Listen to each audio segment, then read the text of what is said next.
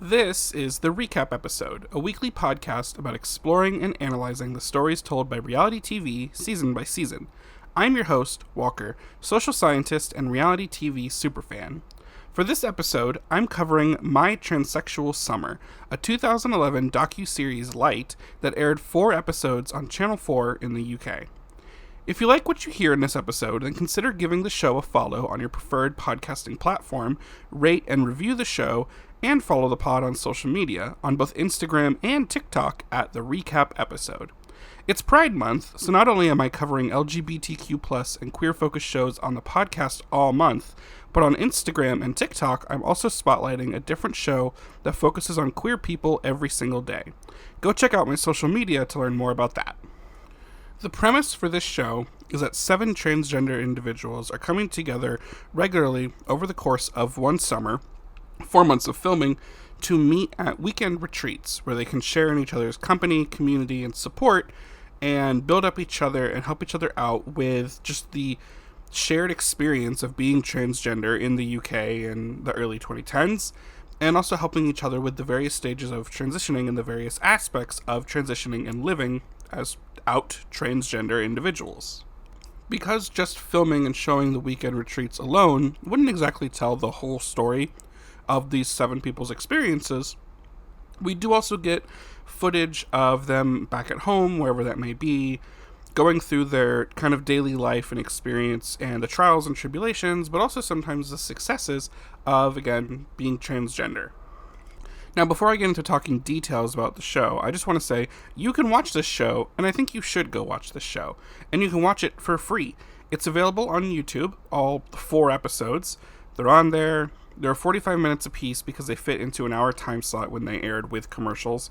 So it takes, a little over 3 hours if you watch the whole show in one sitting. I will put links to the episodes in the description of this podcast episode on the various platforms, so you can go watch it for yourself. Again, I highly recommend doing so. Even though I'm going to cover sort of what happens in the show and analyze it and talk about it here, I do think this is one that's good viewing for anyone. Something I like to include in my coverage of a show or a season is to talk about where that show came from, any relevant or cool history, and how it was produced and pulled together. This show has a really interesting background and conception because it was created as the result of a direct call for more good representation of transgender people in popular media in the UK. So, in 2010, the non-profit Trans Media Watch, a British charity founded only a year prior in 2009, published a study titled How Transgender People Experience the Media. In this study, Trans Media Watch claimed that there was an endemic problem with the negative and inaccurate representation of transgender people in British media that is related to real-life suffering. In other words, the way trans people were shown in media that general audiences consumed led to mistreatment of trans people. Think about stereotypes that you may have seen before regarding transgender people in TV shows or movies or any kind of media you've consumed. In many stories, transgender people are made either to be the butt of a joke or introduced only for comedic effect, or they're often very tragic characters, those that meet some horrific demise as a result of being transgender.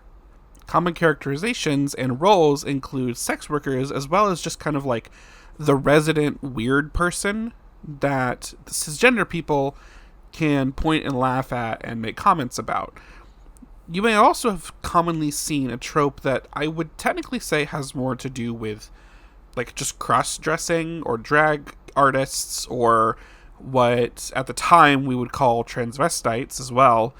There's characters that are often played as a laugh where a male character is attracted to a female character, and then the joke is that they are revealed to be transgender or a drag artist or a transvestite or a cross-dresser. And now this male character who's attracted to this female character is facing an internal panic about their own sense of attraction. And it's played off as a joke.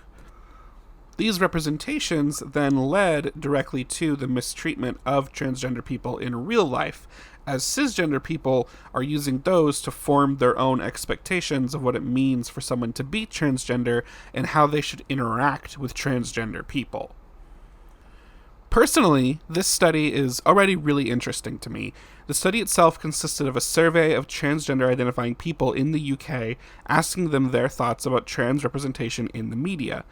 And I believe this survey asked about all forms of media: newspapers, magazines, online articles, television, radio, movies, etc.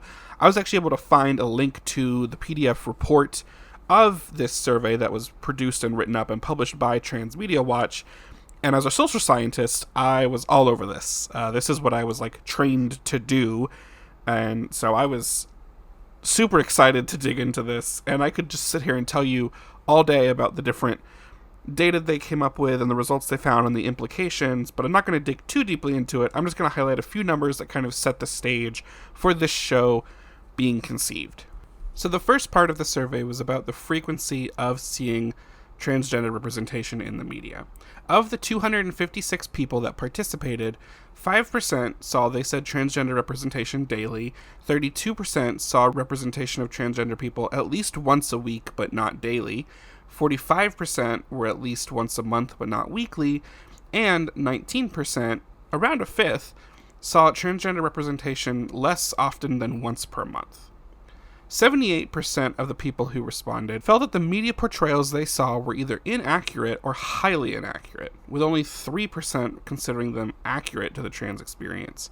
Despite this, a little over half the participants would like to see representations of trans people more often, and only 10% would like to see them less often. The next parts of the survey asked questions about positive representation and negative representation. 70% of the respondents said that, on the whole, they felt representations of transgender people in the media were negative or very negative, with just under 5% considering them positive. The study points out, regarding these results, that many still believe the few positive instances have importance and educational value. 62% of the respondents said they felt happy and good about society upon encountering a positive item about trans people in the media. 37% said it made them feel included, and only 6% reported that they don't really care. Several said that it surprised or astonished them whenever they could see it. Several respondents singled out Eddie Izzard, who now also goes by Susie Izzard, as the most positive representation of transgender people to appear in the media on an ongoing basis. I know all about Susie Eddie Izzard, big fan of her. It still surprised me, though, to see her name come up here. 2/3 of the respondents who answered the negative representations part of the survey said that seeing negative items about trans people in the media made them feel angry. Just over half said that it made them feel unhappy, 35% said that it made them feel excluded, and 20% made them feel frightened. 60% of the respondents reported that it made them feel bad about society, and only 2% said they were not bothered by it. So clearly, by a lot of these results, trans people in the UK in 2010 were really saying, hey, we need to fix this media problem. We don't like what it's doing, we don't like what it's saying about us as a group, as a people, and we want this to improve. So, Transmedia Watch made the following recommendations as a result of conducting the study. They wanted an increased liaison between representatives of the media and transgender groups aimed at improving understanding. They wanted an increased liaison between media regulatory bodies and transgender people. They wanted an extension of the PCC's code of practice to take account of the effect of prejudicial and or inaccurate reporting on wider communities, not just the individuals directly involved. They wanted a firm commitment from regulators to treat incidents of transphobia with the same seriousness as incidents of homophobia and racism. And they wanted a commitment from larger media outlets to providing training on transgender issues to their staff. So you can see a lot of these demands were about the inner workings of media as an industry and not so much about what is produced and what is shown as media to audiences. Later on in 2010, there was a keynote seminar on the representation of LGBT people in British mass media hosted by the Westminster Keynote Forum. Two speakers specifically focused on the representation of trans people, Stuart Cosgrove and Tim Davie. Cosgrove was the Director of Creative Diversity at Channel 4, and Davie was the chairperson of the BBC Working Group on Portrayal and Inclusion of Lesbian, Gay, and Bisexual Audiences. They spoke about how there was a general absence of transgender people in British broadcasting, and reported that the few transgender storylines are frequently lacking in breadth and substance. Cosgrove would also go on to talk more about high levels of inaccuracy about transgender people in British media. Transmedia Watch would then publish a memorandum of understanding for media companies to agree to work towards increasing positive, well-informed representations of transgender people in the media. Channel 4 was the first company to sign this memorandum in March 2011, after which they recruited journalist and activist Paris Lees of Transmedia Watch to be a production consultant for this show. Executive producers from Channel 4 and production company 2020 were also brought on to pull this show together. Filming for My Transsexual Summer then occurred over 4 months in the summer of 2011, and the program would air later that year in November of 2011. So again, the concept for this show is to follow 7 transgender people at different stages in their lives and in their trans experience, coming together in regular retreats to support each other. We also observe these cast members back in their lives outside of the retreats, which sometimes includes participation from their family members as well. The program aired 4 total episodes that compile footage from the various weekend retreats, footage from each of the 7 cast members back in their current residency living their daily lives, and both confessional and in-the-moment interview footage. Like many British reality shows, especially those that are documentary style or docuseries, this one is full of narration.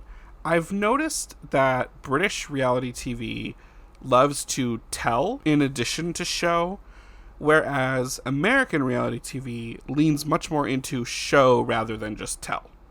For an example of what I mean, let's say that the editors and producers wanted to convey to audiences the relationship that one of our transgender cast members has with their parents. A show that is produced in America may choose to just show footage of the cast member interacting and being around their parents. Maybe they go shopping together or have a meal together, or they're just existing together and conversing at home. The British show, in contrast, will show you some of those things, but they also put a lot more of a narrator explaining the background and the relationship, and then they'll have a interview with both the cast member and the parents also explaining the relationship, rather than just like letting us exist fly on the wall style and observe it for ourselves and make our own conclusions. The British shows tend to do a little bit more hand-holding with their audiences. There's a pro and a con to this. The con, it can feel kind of intrusive, especially if you want something to be more, again, fly on the wall and not really have this like heavily documentarian style to it.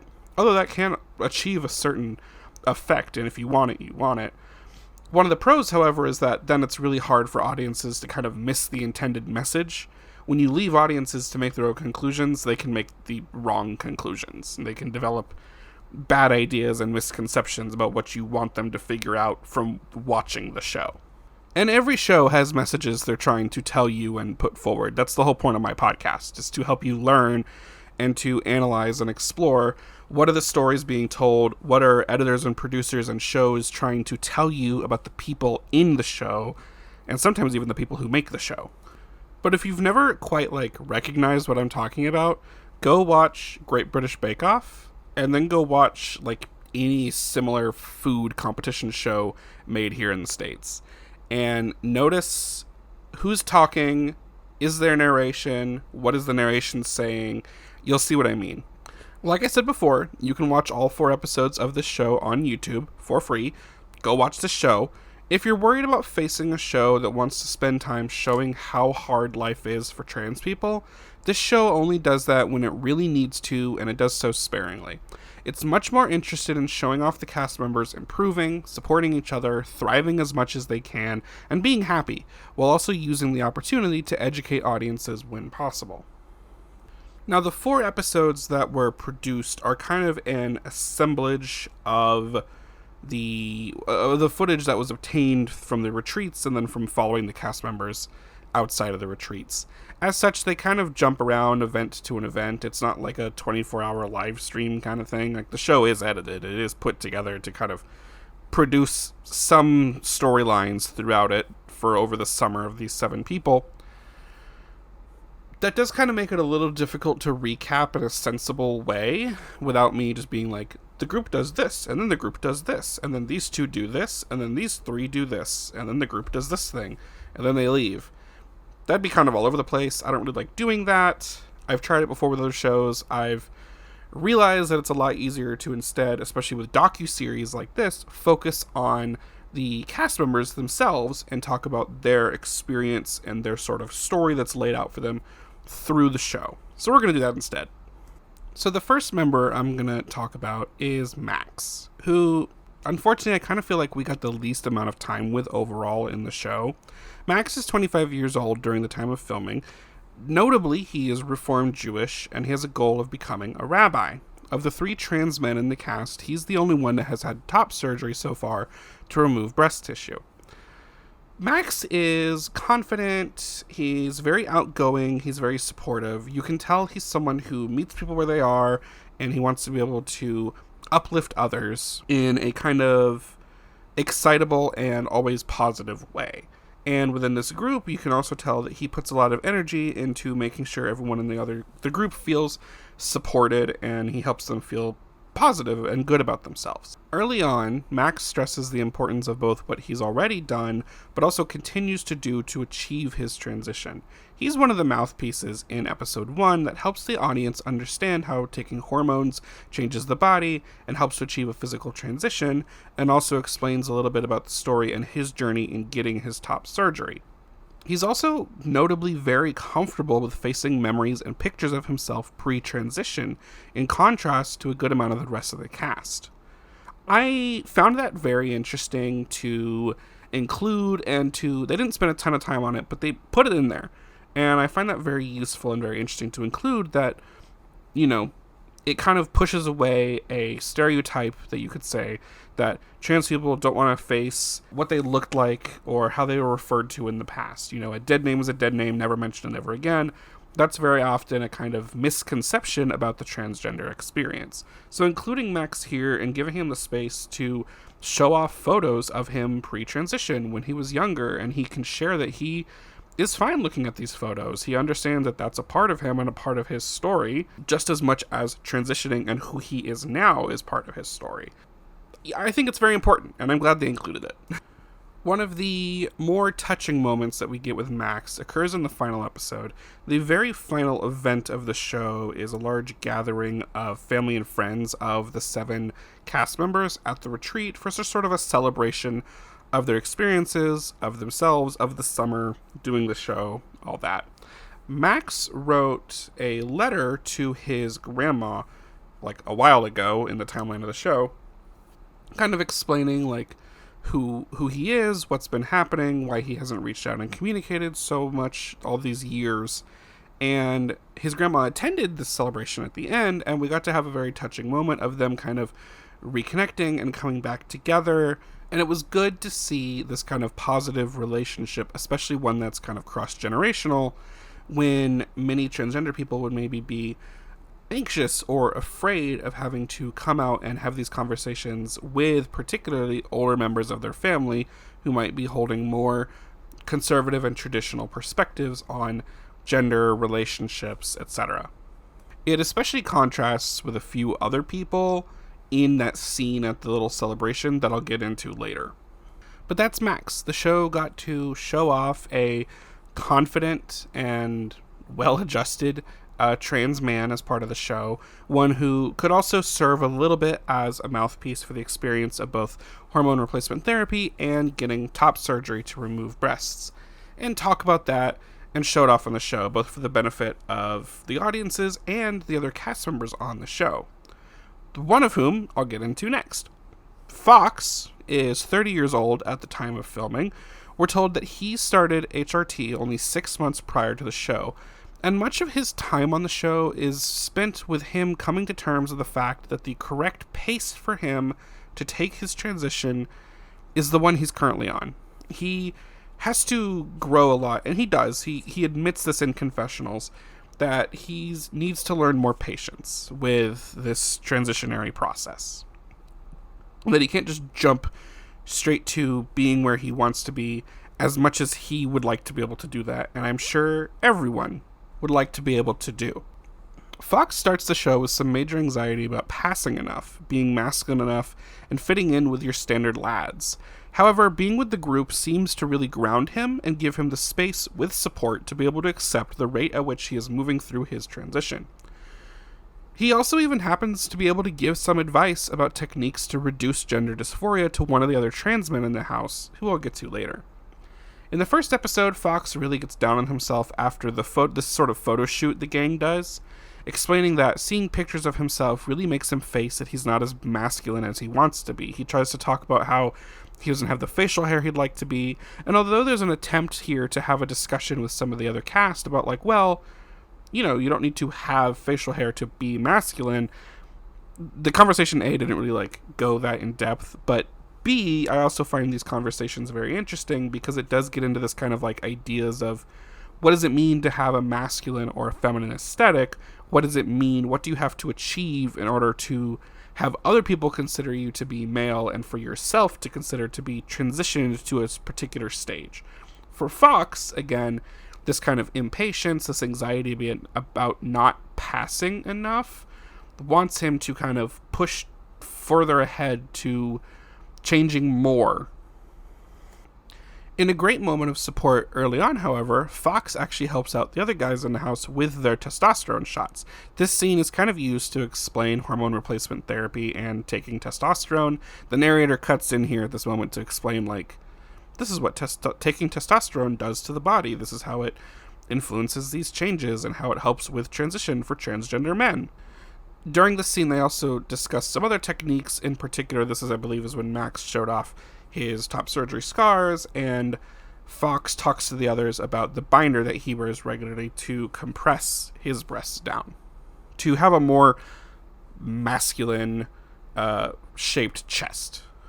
In the third episode, Fox even gets the space to explain and demonstrate to one of the other men in the house, Lewis, about how to use a packer, particularly one that also allows someone with a vagina to be able to pee standing up. By the end of the summer, Fox has built up his confidence, and we get to tag along for a night out with the lads, where not only does he feel comfortable with this group of his dudes, but he even has casual conversation with them about his trans experiences. Fox really gets used here in the show, again, similar to how Max was a mouthpiece briefly for being a confident trans man at a certain stage in the transition. Fox is early on in his transition, but he's the one demonstrating all the various different techniques that trans men use to not only, I would say, pass, if that's their goal, but also mostly to quell gender dysphoria.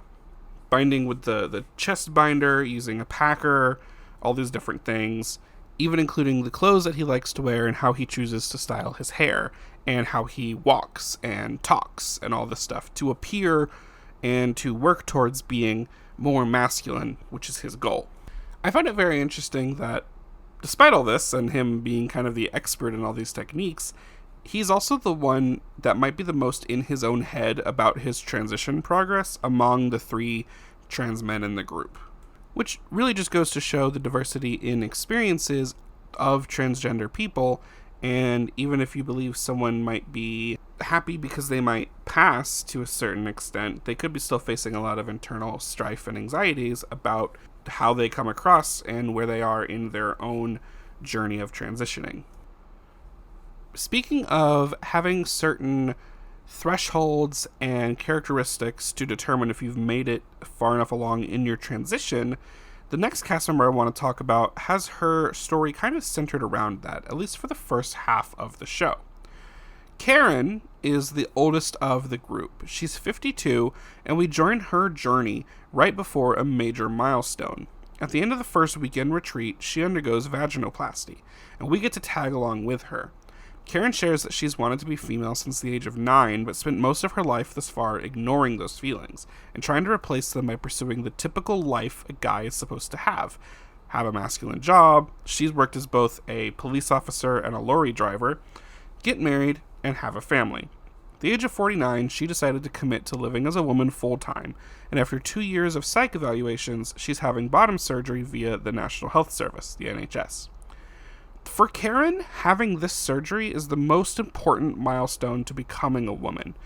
She's not quite a trans medicalist, but she does seem to hold beliefs that transitioning for her requires the full completion of all transformational procedures. We actually don't really get a ton of time with Karen, especially since she's gone from the group recovering during episode 2. When she returns to the show in the group in episode 3, she explains some of her recovery process to some of the other women in the group. And in the final episode, we learned that she's been seeing a man lately, which is exciting, with intention to date. She also gets a hair update for the final retreat. She goes from blonde to brunette, which I'm just going to say looks way better on her.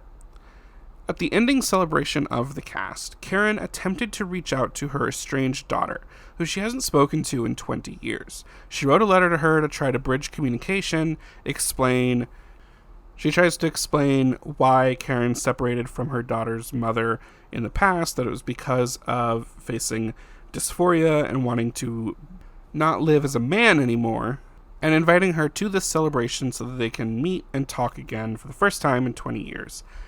And as much as I wish this show was able to make magic happen, unfortunately, Karen does not hear back from her daughter in time. No response, nothing happens. So Karen faces a little bit of a rough time during that final celebration. However, she is still able to say some words at the end about kind of like a found family experience and helping out others and enjoying and appreciating the support from this little new found family group, which Max also speaks on at that final celebration. Kind of in a scene where you kind of like, oh, he's going to make a good rabbi. He delivers this sort of mini speech about recognizing that not everyone's families are there to support them at this final celebration, such as Karen's daughter, but they have a new family in each other. And listen, if there's something that queers know all about, it's found family and making new families whenever you want. RuPaul says it all the time. We as gays get to choose who our family is. I do want to say the time that we get with Karen is mostly used to compare her with the other women in the group. Karen is going through this very drastic physical transformation, but there are other women in the group that are comfortable with not going through with bottom surgery. It's also very useful for the purposes of the program to have someone who is older in this group. This helps to combat ideas that the rise in representation of transgender people is a generational trend, but rather because as we move forward, society generally and slowly becomes more accepting of a variety of life experiences. Even people from older generations find themselves exploring their gender and seeking out ways to ease their dysphoria, some of whom have been dealing with these difficult feelings for decades. This idea is kind of explored more closely to nowadays and in the States by following Caitlyn Jenner, but, for me it doesn't quite hit the same. This feels better to watch. Speaking of a contrasting experience of being a transgender woman, next up is Donna, who is 25 and has been on HRT for 2 years. Donna is extremely confident in every aspect: her appearance, her personality, her decisions, her interactions with others, and in her transgender experience. In contrast to Karen, Donna is extremely comfortable not having had bottom surgery, and she shares that she may never seek out that surgery. However, that doesn't make her any less supportive of Karen or anyone else that desires surgical transformation. Donna really gets to be our out and proud trans woman in the group. Anytime the gang goes out, which they do a couple times out to a local pub, we're always shown footage of Donna stepping right up to anyone, anywhere, and talking with them, breaking the ice and bridging the social gaps all on her own. This confidence eventually spreads to the rest of the group, who follow her lead and form their own confidence and comfort when being around groups of cis people that they previously would have been too anxious or fearful of retaliation to ever think about talking to. Donna is also the only time we really get a mention of non-binary identity. In episode 1, she talks about not being a man, nor a woman, but some third thing. And you can tell that she just kind of hasn't figured out what that third thing could quite be yet. I want to say there were some common criticisms of this show not doing more to highlight the existence and experience of people with non-binary identity. But I will say, it was 2011. The show name still had the word transsexual in it, and I'm not sure a 4-episode series would have properly handled discussions about non-binary gender in any way that would be acceptable to the people making these criticisms. And I say this as someone who is non-binary and agender myself. We don't get a ton of info about Donna and her background, except that she's been transitioning for the past 5 years. She's really good at providing support and a contagious confidence to the rest of the group. She gets a little bit of some exploration about what it's like to date as a trans person. She talks about doing some online dating. She has some news in one of the later episodes for the gang that she's been hanging out and seeing this guy that she met online. And she actually takes Karen and one of our other members, Sarah, who we'll talk about later, to a bar, a club later on in the series, in the back half of the series, specifically for men who are looking to meet trans women. Donna is very comfortable in this space, in this environment, but this is contrasted with Karen and Sarah, who both don't really want that. They both understand that what these guys are looking for is a woman with a penis, essentially. They're chasers, for lack of a better way to bring it up. And for Karen and Sarah, they don't really want that. That's not what they're looking for. So even though we don't get to do a ton with Donna in terms of like development, it's still very important, A, to show a very out and proud transgender woman living her life, doing her own thing on her own terms and however she wants to. But also, this and with Lewis a little bit, who is one of the other trans men that I'll talk about later, are the only real times we really get to talk about romance and the dating life and experience in that for transgender people, kind of out and openly on the show. Our remaining 3 cast members seem to me to be the main focus of the show, at least in the sense that we're always checking in on their stories, and we spend a bit more time with them than we do the other 4. So next up is Drew. Drew is 22 years old and has been on HRT for 2 years. She still lives at home with her very supportive mother and the rest of her family, but she really wants to start living out in the public and being part of the world again. Over the course of the show, we get to follow Drew as her confidence grows as a direct result of being involved with the program and having this support network.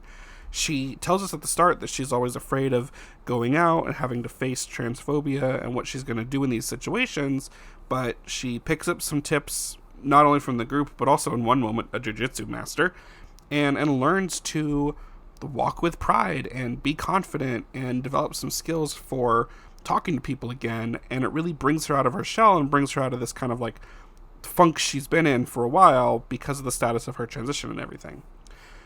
The narration also takes a moment early on to point out how much time Drew spends on her makeup. She has started hormones, but she hasn't had any surgery yet, so she also wears a lot of padding to mimic the appearance of breasts, and she spends a lot of time on her makeup trying to achieve the look that she thinks most makes her look like a woman. So Drew is very concerned with passing properly and appearing as much as possible to be a woman. Interestingly, though, however, Drew really takes it upon herself to support Sarah, who I'll talk about next, or later, who is much earlier along in her own transition timeline. As much as Drew is starved for community, she's definitely is not afraid to offer up the support she craves to other people. She also even helps out the other cast members eventually in the group. Lewis, who I'll talk about next as well, puts together some fundraising events to help him get surgery, and Drew helps him at one point by advertising with him out in public. And it's such a contrast to the Drew we saw in episode 1 that is afraid to spend too much time outside alone. In this scene, she's going up to anyone and everyone on the street, on the sidewalk, just to be like, hey, we're doing a fundraiser. You should consider coming by our little event. It's like such a growth, and you're like, whoa, that's cool. Drew is also a really good example for the show of having a good coming out story. Her mother is very, very super duper supportive and was the one who helped Drew start figuring out how she wanted to present when she started transitioning in terms of clothes and makeup and whatnot. Over the course of the show, Drew faces 2 major challenges. The first is building up her confidence, as I've talked about, and the second is getting a job. Thanks to bonding with Donna, supporting Sarah and Karen, and being there for the guys, Drew does learn to be more confident, to the point where she has much less anxiety about approaching people in public to talk to them and, in her words, share these streets with everyone else. However, in a string of frustrating experiences, her job hunt does not go as smoothly. At the start of the show, we see her applying for jobs online, and she shares with the group that she does this because it's easier for her than going in person and having to face that rejection head on. However, she does eventually manage to score an in-person interview for a bridal shop, thanks to her strides in building up her confidence. Unfortunately, this interview doesn't go the way anyone would like. While she sold herself exceptionally well, the shop managers inquire about her 3-year gap in work experience, and Drew explains that she hasn't been working due to being worried about being trans in public. The managers of the bridal shop do this kind of brief bit where one does the whole oh, I couldn't even tell you were trans at all, maybe thinking it was a compliment, and her colleague immediately jumps in with, oh, I could tell, the Adam's apple gave it away. Great. We love it. After the interview outside, Drew tells us she wanted to deck that lady for that comment. Don't blame her. Understandable. Ultimately, the bridal shop managers tell her that they'll have to think about hiring her because while they're okay with their shop girl being trans, they say for a lot of people that having a trans woman just isn't part of getting ready for their fairy tale day. Which, okay. But also not okay. This is a disappointing moment for the show, but I can also understand why you want to include it and why these things need to be shown if we want solid representation of trans people in the media. You can't just show all happy stories. Unfortunately, that's not the real experience we live in. Once we get to that point, we can have just happy stories, I think. But unfortunately, you do have to show some of this, especially back in 2011. The way these women talk about Drew and their concerns with their business unfortunately kind of tells cis audiences that it's okay to not have trans people on your work staff to be able to protect your business or to cater to your clients. What would be preferred would be for this to be a teaching moment of some kind, where maybe the narration comes in to say something about how these women were acting out of fear for community retaliation against them. And so they choose to not even give this trans woman the same chance as others for fear of their own possible bad experiences. They don't do that, though. The show doesn't end badly for Drew, though, in this regard. In the 3rd episode, we follow along with her to a 2-day work trial at a coffee shop in a mall kind of thing, where not only does she do really well, but she also shares that she finally feels like just the new girl at work, not the trans girl at work. The manager of the coffee shop and the show producers also ask some of the customers what they thought of Drew, and while some remark that she has a deep voice, no one is outwardly transphobic to her on camera. And I do also want to take a brief moment to say there wasn't a lot of transphobia shown on this show, except for the stuff with Drew trying to get a job, and a similar experience for Sarah that I'll hit on later. That was good to see. It would have sucked to have a show about the transgender experience be hijacked by how much people attack transgender people in various ways. There was one other instance where the group went out to a pub or something, and there were guys making comments, but Donna was able to take control of that situation and flip that around on its head. Ultimately, Drew does get offered the job with the coffee shop, which she gladly accepts.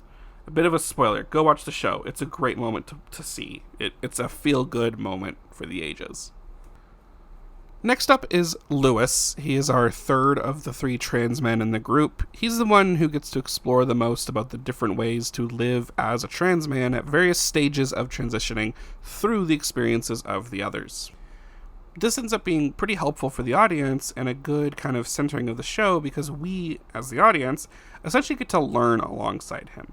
Lewis is 22 at the time of filming, and at 18, that's when he decided that he wanted to transition, and he came out, and then he had been living as a man for the previous 3 years at the start of the show.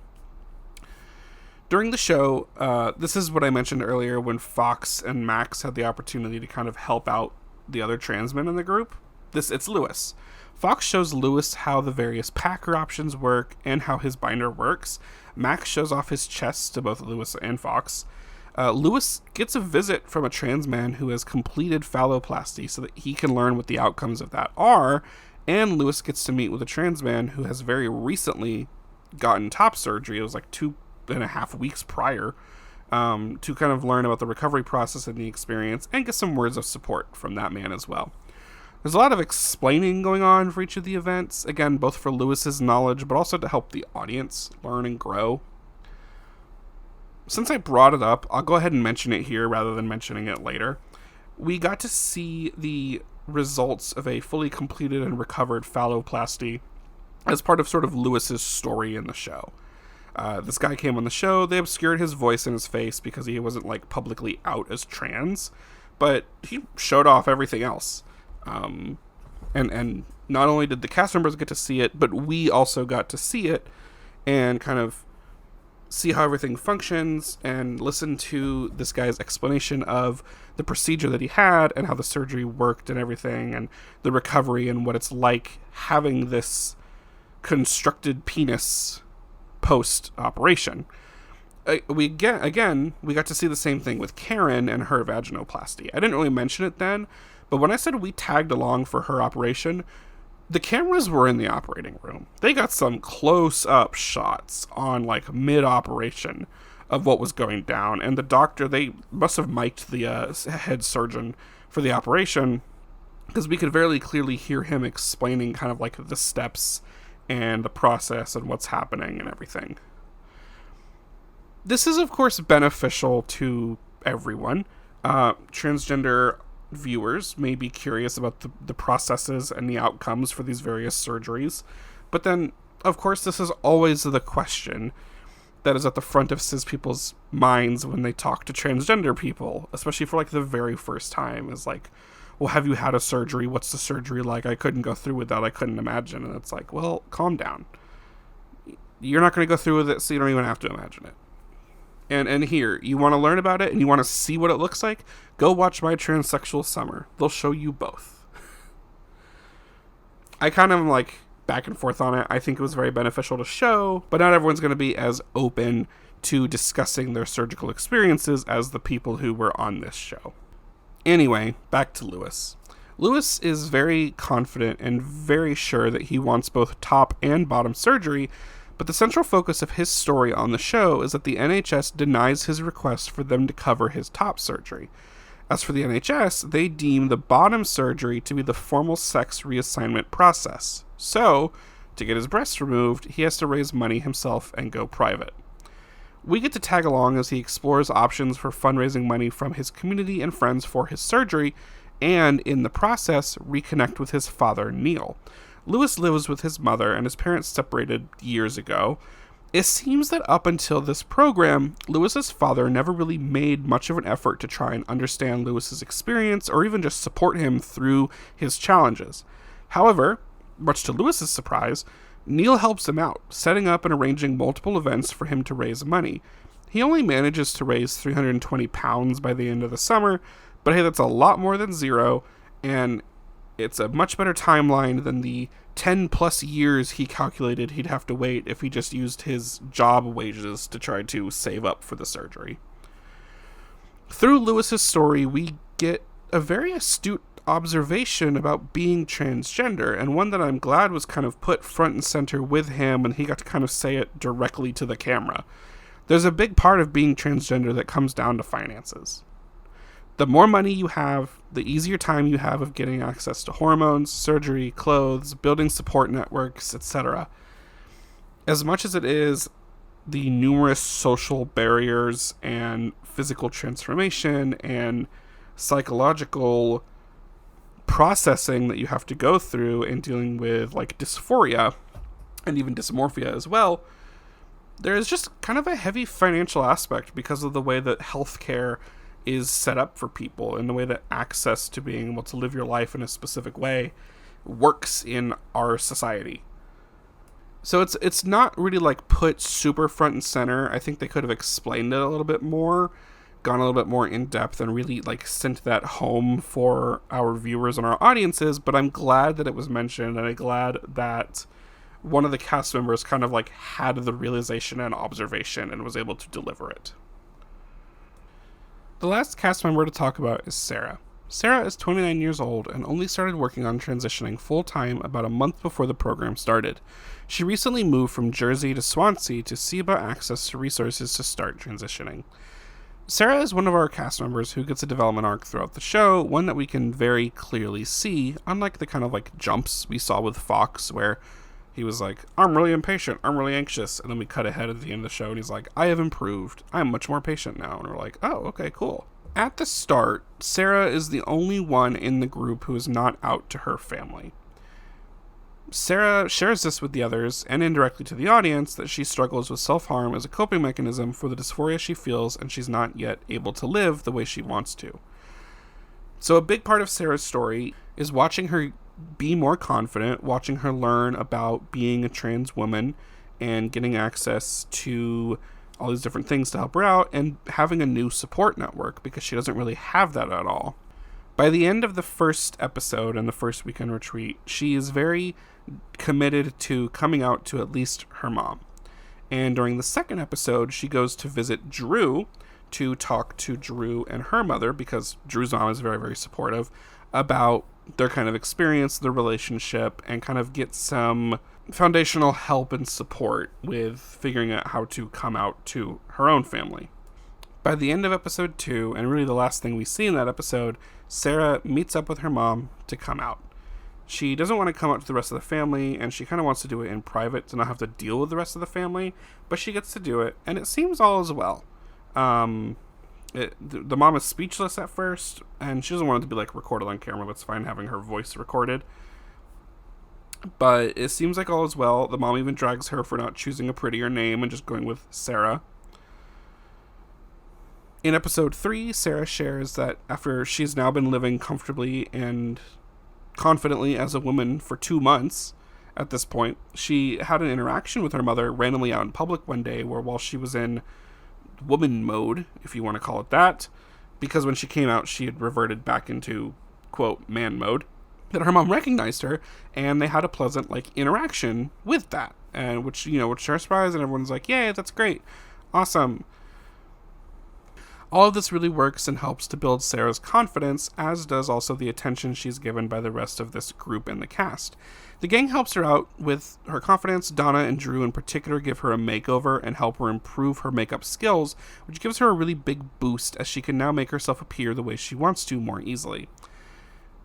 In preparation for the 4th episode, she also gets a different wig, a slightly better wig. For most of the show, she's wearing this, it's kind of like a black, about past shoulder length hair wig with a pink stripe in it.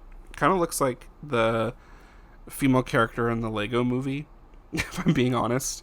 Not the best quality wig, but she puts a bunch of money into getting a better wig that I'm going to say looks better on her. Everyone thinks it looks better on her. Sarah's story is the other one that has some moments where you're kind of like, ugh, oh no. We get to follow along with her in her attempts to find a place to stay to move to Brighton during one episode, which conveniently is also where Fox lives. She goes to see some places and talk to the owners, and eventually she gets a call to chat a second time with the owner of one of the flats that she really liked. Unfortunately, this discussion with the flat owner goes the same way Drew's chat with the bridal shop owners went. This woman was afraid of how her community would react to her housing a trans woman. And instead of really coming out directly and saying that she's just uncomfortable, this woman attempts to try to get Sarah to reconsider her own safety in the area, to which I gotta hand it to Sarah. She does shoot back that she already walks around pretty much unsafe on a daily basis just existing as a trans woman. Either way, she doesn't get the location. She's obviously upset about it. And it's another moment that I think, could have been a useful teaching moment if the kind of production and editing on the show had the foresight to follow up on that. In the final episode, Sarah's story concludes with her building up her confidence and growing and loving this new group that she has. Unfortunately for her, at the celebration at the end, none of her family members come in support of her. Even her mom, who everything seemed to be good with and fine with, also did not come. Which is sad. And, it feels bad watching it. But, again, it is part of the experience. At least someone's experience. Okay, so do I think this show achieved its goal? Sure. If it wanted to increase positive trans representation in the media, then sure, it did do that. I think it does a good job at showing different transgender experiences, in particular, the different challenges people face and the various stages of transitioning someone could be in. It's hard to tell, however, if this show could be said to be made for trans people or made for cis people. When I watched, I kind of got the vibe it was leaning more towards cis audiences, especially with how much educating and sharing of uncommon experiences was included. For example, we got to see Karen's vaginoplasty, the fully recovered outcome of the phalloplasty from the guest in episode 2, Max's top surgery outcomes, that other guy's top surgery outcomes, the instances of Drew and Sarah facing discrimination, Lewis dealing with rejection from the NHS. These are experiences that cis people wouldn't face on the basis of being cis, so the show includes them in part for the educational benefit of the cis viewers. I think it's unfortunate the show also only had 4 episodes. They filmed for a whole summer. I'm sure they could have found a way to get at least 6 episodes out, or do 7 episodes and have each episode primarily dedicated and focused on one of the cast members, while also still allowing the flexibility to show them as a group and everything they do, and maybe update them throughout the summer. I thought it was a good watch, and in general it chooses again to center trans joy and good experiences over bad experiences. I again recommend watching it. The links to the episodes on YouTube are in the episode description. Go check it out. Spend like the 3 total hours to put it on. It's a good time. Big shout out real quick to the Wikipedia editors who maintain the Wikipedia page for this show. They have so much detail on there and so many things linked and referenced so that I could go explore it myself. That's how I read the report from Transmedia Watch that I mentioned and kind of summarized earlier. There's also a section A on what all these cast members did in the couple of years afterwards. It only goes up to 2015, I think, with a couple of mentions of things that they did in the 2020s decade that we're in right now. But go check that out. Read what these 7 cast members have been up to since the show. They've been doing a lot of cool things. There's also a section on the Wikipedia page about criticism of the show, which I appreciate because normally I have to go look for a lot of this myself. Save me some research time. Critics of the show mostly came down on how the show could have done more, which I've talked about throughout my recap and my analysis. But they did still recognize that it did serve to advance the treatment of transgender people in the media, and it was a good start. And I think we should find a way to do this show again, or take the concept and expand on it. I'm always in support of reality shows that are more documentary in nature. I often say one of the cool things that reality shows can do is to expose a niche population to much wider audiences for entertainment and for education. I think it'd be good to conduct the show in the UK again, especially with a certain wizardry author who has taken an anti-trans agenda and uses her platform to reach to spread hate about transgender people. I think it'd be beneficial everywhere, though.